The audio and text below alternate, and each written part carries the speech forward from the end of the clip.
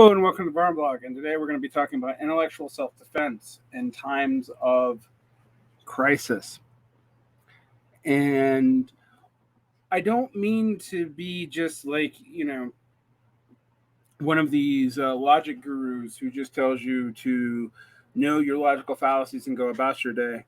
But I do think there's some times in which you can be emotionally manipulated by not sticking to pretty strict logical criterion. And there's a lot of issues with some of what I'm going to say today. And I'm going to caveat by saying I'm going to be using some principles from logical empiricism or logical positivism that I don't even necessarily totally agree with in all cases. So I do think, however, thinking in these terms may be able to help you state your political goals and talk about politics a lot more meaningfully, and will make it harder for you to be manipulated. Now, I say harder because there's no way in which me just teaching you logic is going to do away with the mode of thinking. And we shouldn't want to, all right? There's no logical way to adjudicate between, say, semi-arbitrary preferences of taste or aesthetics. Or even moral orientations, all right? And we shouldn't pretend otherwise. But there is a sense in which we need to talk about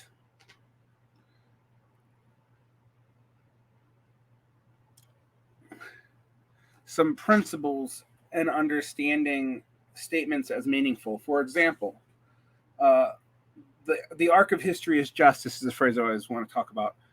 Why do you assume history has an arc? What does that arc consist of? What does it mean? What do you mean by justice? And what do you mean by history? All those terms are useful. They have meanings, but they have multiple meanings, and they evoke feelings as much as they do anything actually useful. Subjective preferences are always with us, and that's fine. So one of the things that we have to deal with that I pull from logical positivism is the doctrine of verification. Not that things can be verified or falsified clearly, because they can't. Even statistical probability complicates the ability to say something is falsifiable. There's a chance that it might be true in another contextual circumstance, and Marxists are always aware of this. But that something needs to be both cognitively meaningful, in meaning that it has facticity or has a truth value, and can be said to be factual if some procedure can confirm that it has some existence in the world, not just through analogy or modeling, which is useful and is why I'm not totally a logical positivist, but it is a way to cut away rhetoric that is emotionally appealing and aesthetically are emotionally confirming but cognitively meaningless. Now, I realize that in practice, our brain does not really know or process the difference between cognitive, factual truths and emotional truths, right? There's a neurobiological problem here that cannot just be waved away. But we do have to actually think about, when we say the long arc of history is justice, what each of those terms mean. Otherwise, in their abstractness, it allows people to project meaning upon them so that they think they can agree and they can emotively agree, but they're not actually saying anything. It is neither true nor false, all right? In logical positivism, and in analytic philosophy in general, ethics and aesthetics are subjective preferences.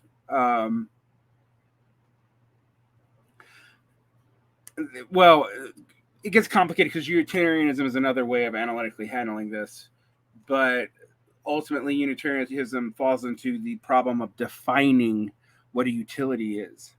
And what utility is always kind of subjective, which is why there's rules-based utilitarian, pain-based utilitarianism, etc. but these are subjective preferences. They have meaning. They might have analogous meaning or emotional meaning, but they're not really cognitive, and we don't really know about them as something we can prove or disprove, verify or falsify.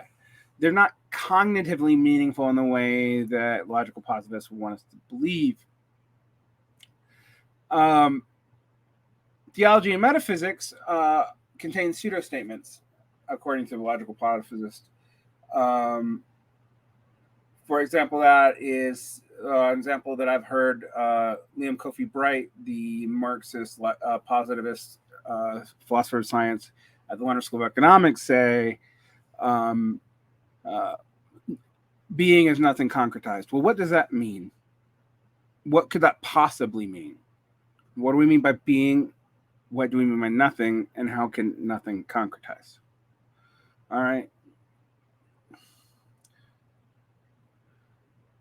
Another thing that logical positivists do is point out that the normative and descriptive aren't really the same, even if one implies the other.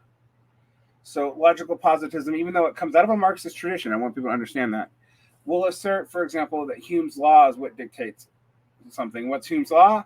That an is statement cannot be justified by an ought statement, but there is an unbridgeable gap.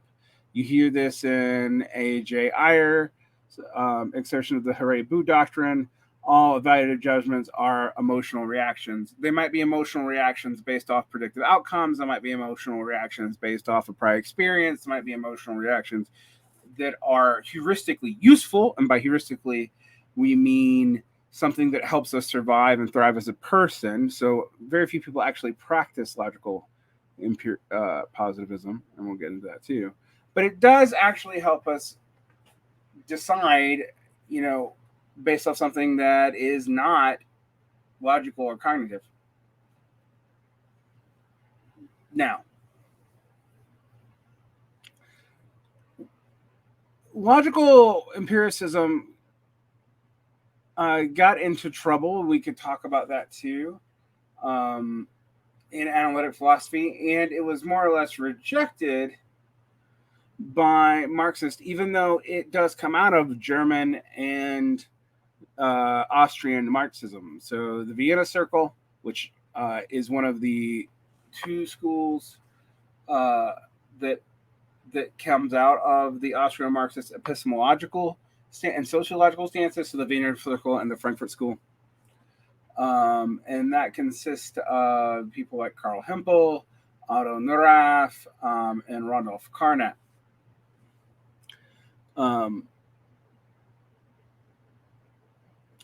There was a sort of radical left wing of the logical positive school, and I'm going to do a whole series on this soon, that was aimed on getting rid of these metaphysical and ontological statements that really didn't say anything you can project meaning upon, that you can struggle with and make mean many things to many different people.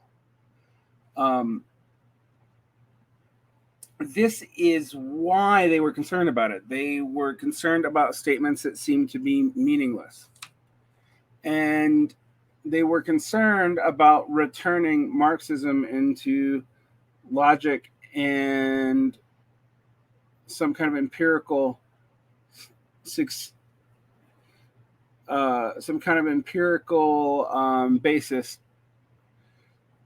moving away from pure positivism from Kant to Ernst Mach and phenomenalism. All right.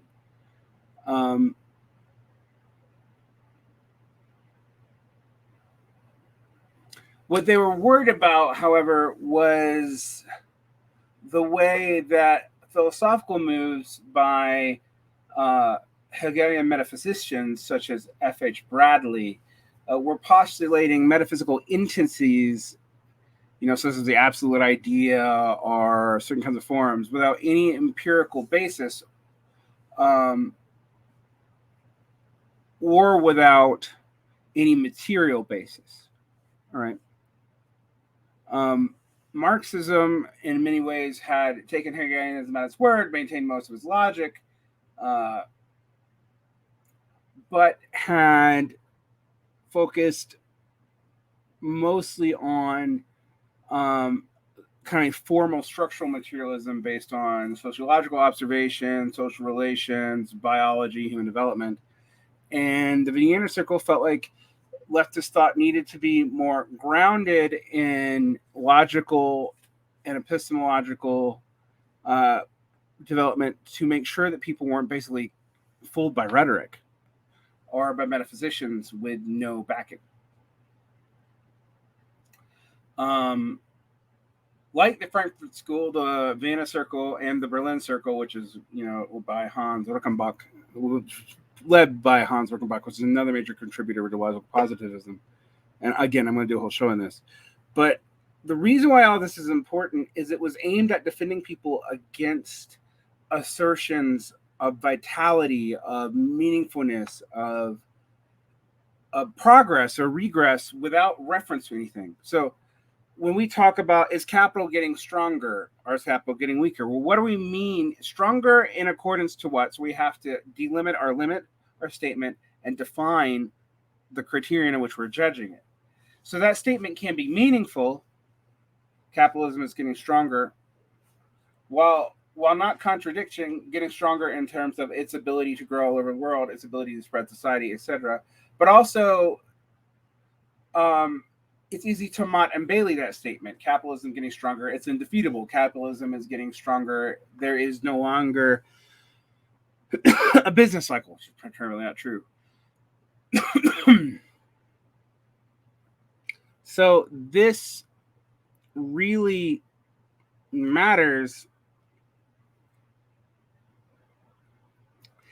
in understanding concepts so you don't get taken in by rhetoric and people can't substitute ideas, all right, and misuse prior text by having you associate different abstractions or different meanings of a word and read it back into text where it's not there. All right. This is important for mental and conceptual clarity. Now, like I said, there are problems with it. I don't think it actually works as an epistemological relation to truth. I think also the gap between cognitive and emotive is not necessarily biologically sound, but it's something we have to deal with. Furthermore, this often gets accused of things like being a tool for patriarchy, etc. But remember that what they were trying to do was get rid of mystifications that could be used to lead people into various kinds of thought cul-de-sacs and were used politically questionably. We don't want people to confuse rhetoric with process statements, system statements, etc. Now, for those of you who don't know, I actually am probably way more sympathetic to Hegelian philosophy and thought than talking about logical positivism would apply. But I do think you must demand of people when they make statements to define their terms if it's unclear or if it's an abstraction, and then to talk about if their terms are relative to what? What is the criterion on which we are operating under?